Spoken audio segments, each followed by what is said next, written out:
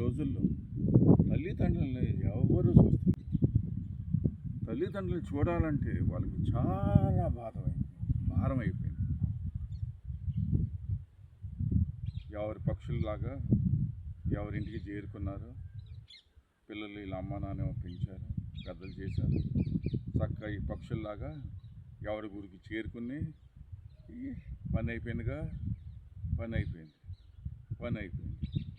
అందుకే ఈ కలియుగంలో అవసరం తీరినాక Tata bye bye.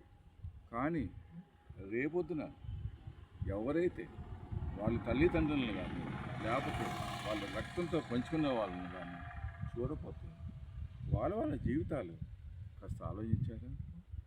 Smart phone మీకు సాయం చేయదయ్యా.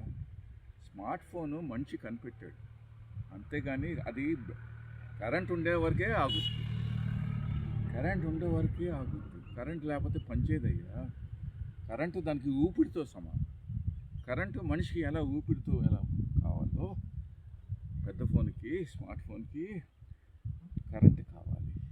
అది దయచేసి నేను చెప్పేది ఏంటంటే, మీ పెద్దవాళ్ళని, మీ రక్త బంధువుల్ని సరిగా చూడండి.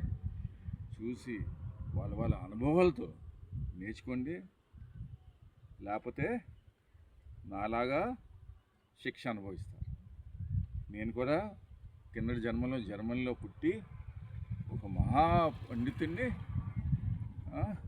అనరాని మాటని వాడు అంతే. గోవిందా గోవిందా గోవిందా.